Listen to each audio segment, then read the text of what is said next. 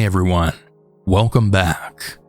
Before we get started in today's stories, I wanted to mention that these stories are very dark and disturbing, as the title suggests. There's mention of murder, stabbing, and suicide all throughout these stories. I also want to admit that if you don't believe some of these stories, I don't even blame you. You should always take every story with a grain of salt. At the end of the day, we don't actually know what's true and what isn't, unless of course proof is provided. All that being said, if you ever want to send your own story, you can send it in at southerncannibal.com. Okay, let's begin. And remember to always stay hungry. Before I start, I would like to preface that I'm very understanding of mental crises and the impact of a mental breakdown that can have on someone. Regardless though, however much pain someone is in, I just cannot see justifying putting someone else's life at risk. On September of 2019, my boyfriend C and I moved in together. At the time, we had been together for 6.5 years, as we had begun dating in middle school. So this was of course a dream come true. Of course, if you could overlook the cockroaches' constant stench of bad weed, loud music at all hours of the night, general lack of safety and hypodermic needles laying around the grounds, then I guess you could call it a paradise. Regardless to us, having a place to ourselves was heaven, minus the nice smells, but that's what candles are for, right? Anyway, while I decorated the place to make it a home and burned more candles than a Catholic church at a mass to forget the smell of rotting cat pee left over from the previous owner, everything started to go downhill when new neighbors moved in both across the hall and directly above us. Right as we went into September of 2020, and my college classes had turned virtual along with my work, we came to know more about our across-the-hall neighbors' tumultuous relationship than we ever cared to know. After 9 calls to the police day and night, they were finally evicted after an argument while strung out, which resulted in a stabbing. For me, this was the line in mind that could not be crossed. Although I'd been calling the cops day in and day out because they'd been up all night fighting, I really thought management would step in before things got serious. After our neighbors across the hall had been evicted, we were left with only one more headache: our neighbor who lived above us. He blared his music starting at 2 a.m. and ending at 6 a.m. He refused to listen to reason. Once C would go up to talk to him, asking kindly if he could turn his volume down, as he and I had to both work the next day, he would just laugh in his face and slam the door. This went on for a month, and after endless phone calls and emails to management that resulted in nothing, we felt defeated. One night I had finally had enough, and I had went up myself. I banged on his door until he finally opened up, and he finally came to the door and told me to go away, that he'd turn it down when he felt like it. As he closes the door across the hall opened up, door 308. A young mother opened the door and then shook her head. "I know," she said. "My kids are in here trying to sleep, but this is all they hear." I smiled at her sympathetically, and I retreated back downstairs to my apartment, number 218. We moved out of that apartment in August of 2021. July of 2022, Andrew Teckle-Sundberg is fatally shot by Minneapolis police after a 6-hour standoff in the same apartment he lived in when we were there. The apartment littered with bullets was that of the mother who I spoke to that night, apartment 308.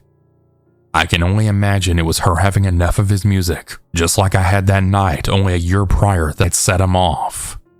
I just can't stop thinking about this now that it's been released who the shooter was, and I'm only thankful that we got out when we did.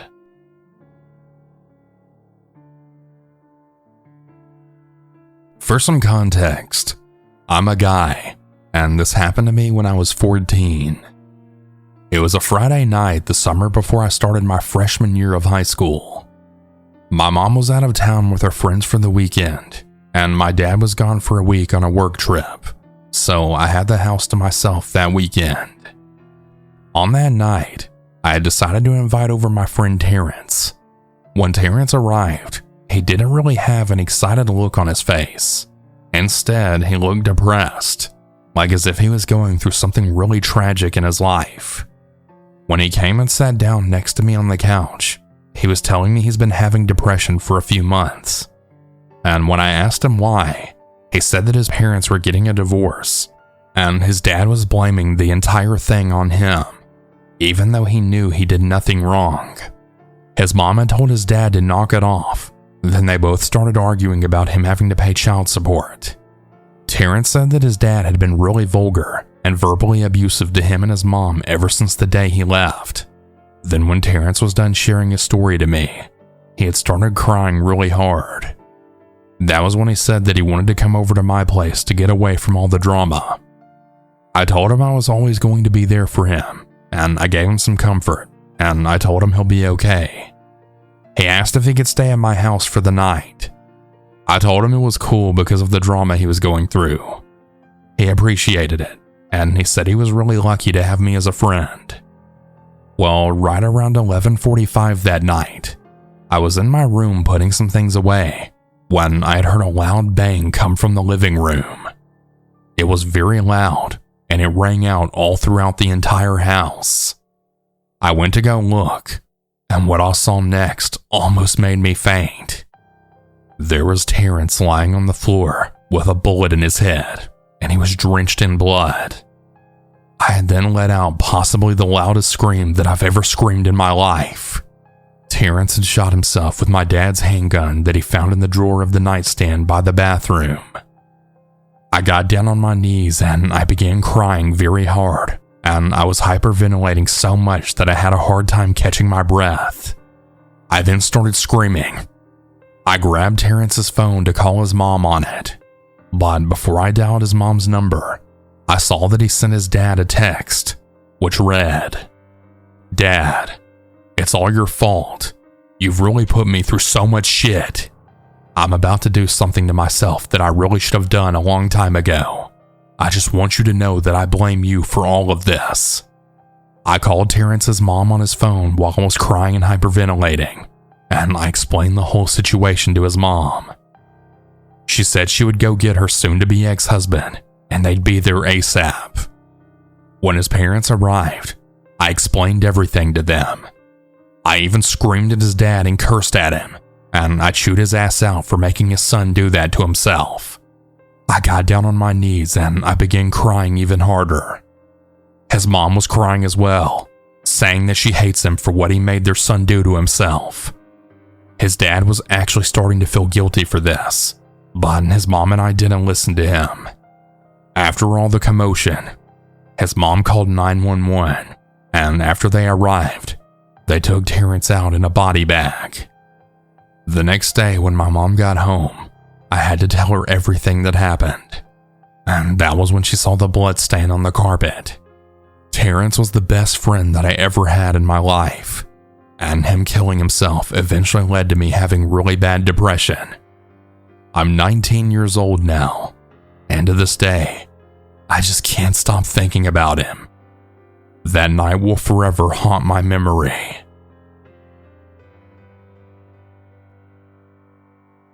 Long before I was born, for some context, my dad and his family lived in Texas in a town called Temple. A lot of people haven't heard of it because whenever they think of Texas, they think of big cities like Dallas or Houston. My dad and his younger sister were both born in North Carolina, but my grandfather was an army doctor, so they moved around quite a bit. After North Carolina came Oklahoma, then Arizona, and then sometime in the late 1980s, my grandfather found a stable residence for the family in Texas. Fort Hood needed doctors, and my grandfather was ready for any challenge that came his way. My grandmother was adamant that she didn't want to live on another army base, so she negotiated with him that they bought a ranch-style house with a clearing. Unfortunately, his commute from Temple to Fort Hood was very tiring, and as will most army families, he spent less time at home. Now, the story isn't so much about my father, but about his sister. For the sake of privacy, I'll call her Tracy. I actually grew up hearing this story. It was a cautionary tale for me in terms of stranger danger. As I got older, my aunt was able to tell me more details. It's really taken her a long time to be comfortable with what happened. It was 1991, and my dad was a senior in high school, while my Aunt Tracy was a sophomore. Unlike my father, she was a lot less reserved and more outgoing, so she made a lot of friends. Now, I should also note that Tracy was also very naive.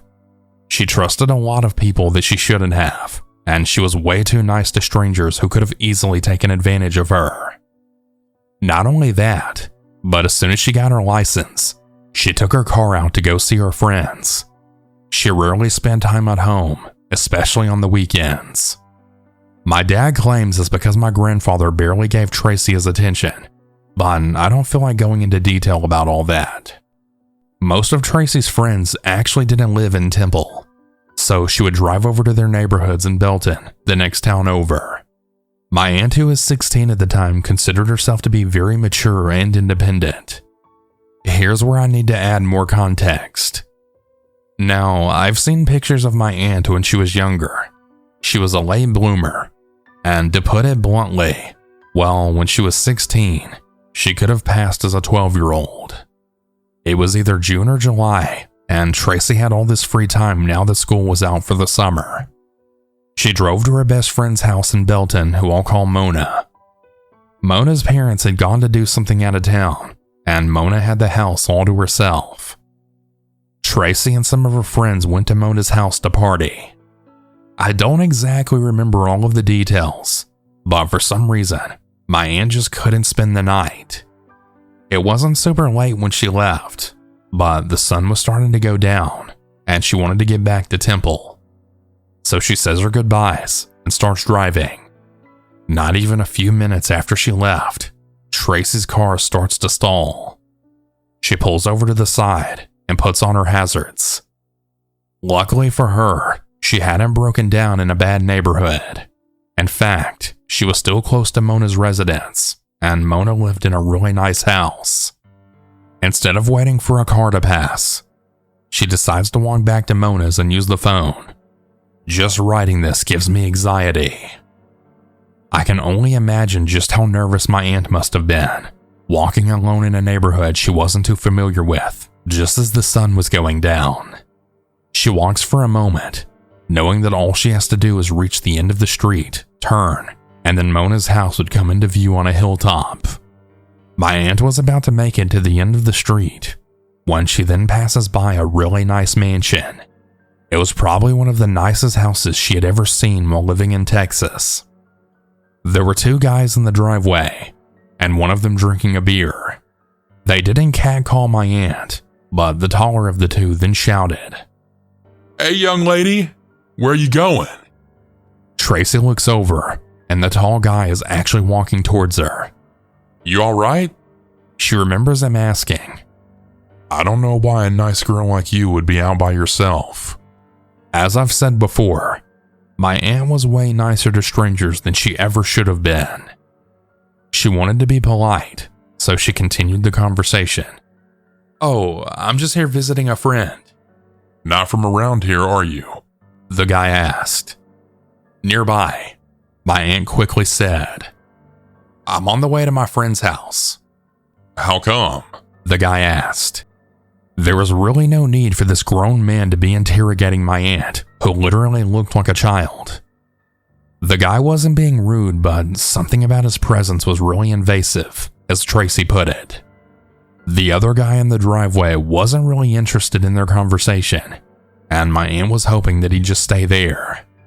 The guy who was talking to her was huge, probably 6 feet tall, and my aunt was only about 5'1". He had tan skin, black hair, late 20s or early 30s. At first, my aunt thought that he was pretty good looking. Then he started staring at her like he was undressing her with his eyes. That's the only way Tracy could describe it. "Well, I'm running behind," she told him. She's expecting me now." "Well, why don't I give you a ride?" the man told her. "My truck is literally right over there." My aunt spotted the blue pickup truck and shook her head. "No, thank you." No, really. I don't mind. I'm sure lots of guys offer you a ride. Can't blame them.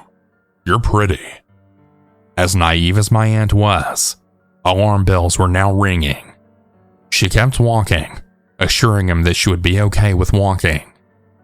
She managed to put herself about 10 feet from him, feeling confident that she could run if this guy tried to grab her. Tracy kept insisting that she was fine. That's how persistent this dude was. She thought about running back to her car, but that would mean going past the guy. Given that this was a time before cell phones, which we now use and operate, my aunt couldn't just threaten him with a 911 call. By some miracle, she then saw an elderly woman come out of a house that was a few doors down. She was taking her dog out to pee. Thinking fast, my aunt told the man, "Oh, that's my grandma. I gotta go."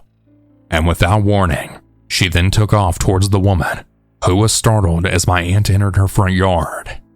My aunt quickly and quietly informed the woman that she needed to use the phone, that her car had broken down, and there was a weird creepy guy trying to pick her up. The elderly woman looked past my aunt and the man, and then ushered her inside. As she entered the woman's residence, Tracy made the mistake of looking back towards the mansion. The man was still standing in the exact spot. His posture was tense, and my aunt said that despite the distance, she could see how wide and white his eyes were. She assumed that he was angry or frustrated.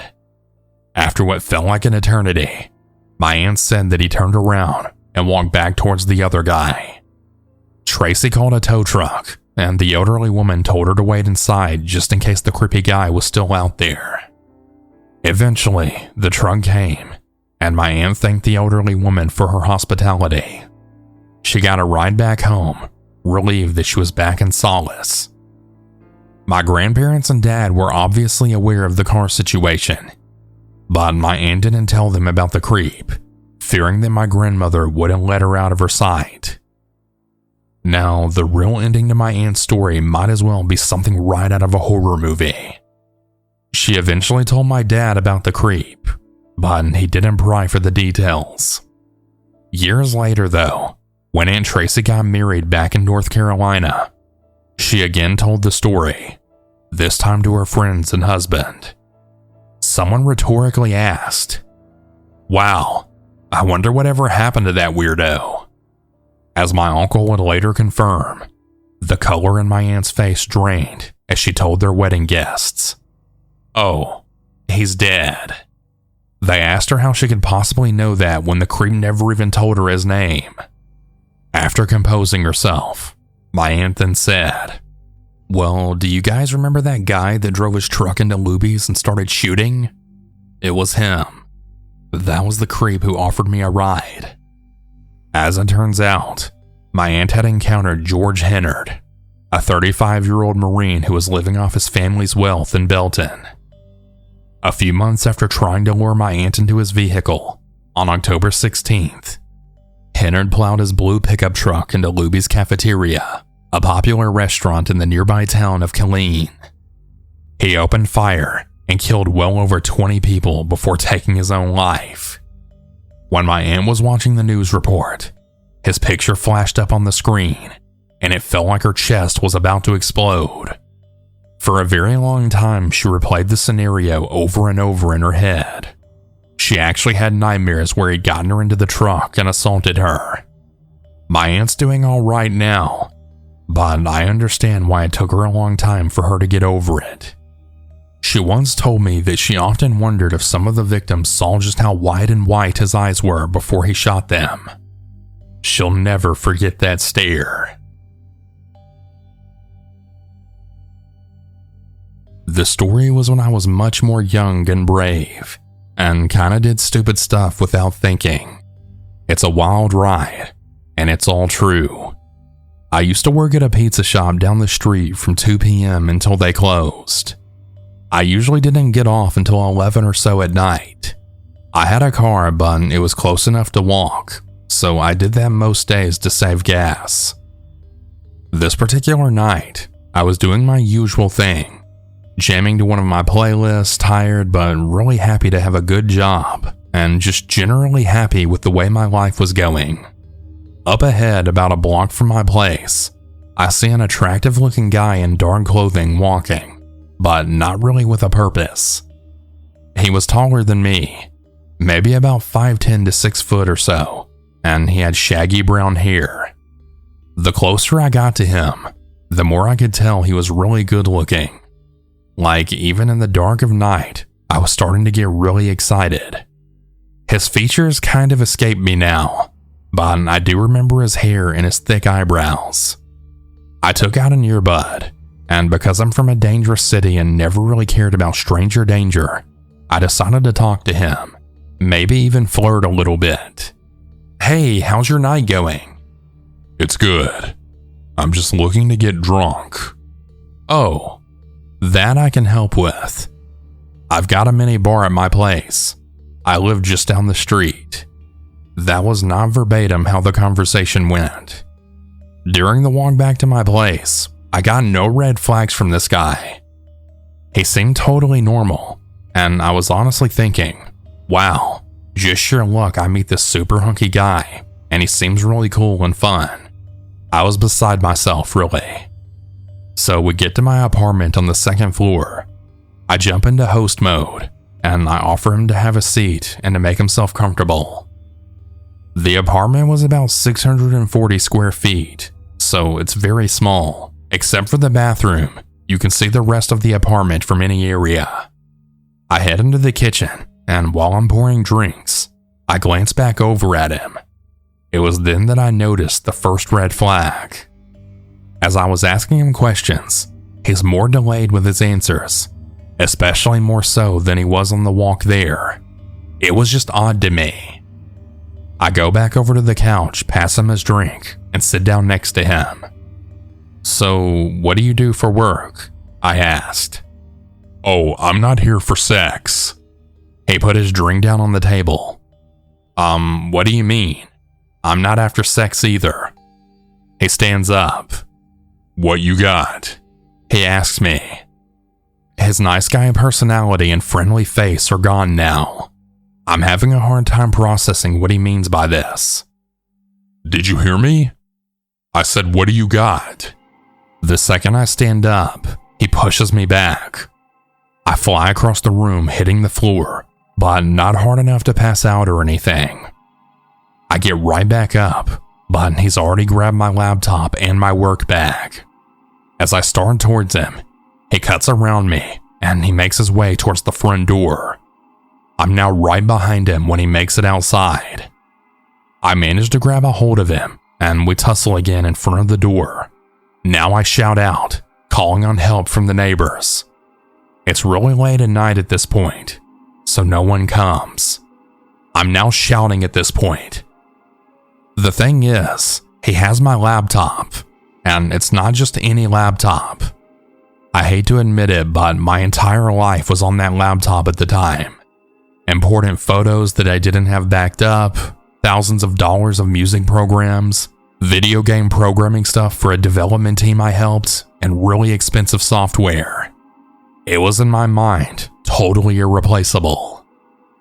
I give chase down the stairs across the dog walk park, and as I start to gain on him, we tussle again, and the only thing I can focus on is my laptop. I knew that I had to at any cost get my laptop back. That was absolutely all I cared about. Somehow I finally get a grip on my laptop. I tug at it again, and I guess he decides I'm not worth all of this struggle. He gets up, and he starts to take off again. I now realize that he still has my work bag. It has my cell phone and wallet in it, with my license, debit cards, and AAA card in it. I take off towards him yet again, and this time, he shouts back at me. "I dare you. If you follow me, I'll stab you again." This makes me stop dead in my tracks, and he gets away. Underneath a street lamp along the sidewalk, I immediately inspect myself. Was I stabbed? No way. There's no way. Then I see blood running down my leg. I see blood on my arm. 2 places where he got me good. I'm scared, but the blood makes it look worse than it is. I decide that's enough. I got my laptop, and that's all I really wanted anyway. I hobble back home, and I get inside and lock my door. I had called the cops using my neighbor friend's phone the next day, and I filed a police report explaining the situation, also showing the stab wounds and declining medical services. I can't afford that, and I was honestly fine all things considered.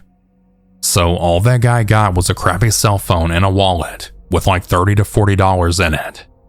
The cop called my friend back several days later, and they said they weren't able to find the guy, but that they would keep me posted. This all happened years ago, and I don't know where the robber is now, but I now have every electronic thing of importance backed up on multiple drives to this day. I still cannot believe that I got stabbed and didn't know it. I'm very glad nothing worse happened. Hey everyone, I hope you all enjoyed these stories. If you ever want to submit your own, you can do so at southerncannibal.com. Have a good night everyone, and remember to always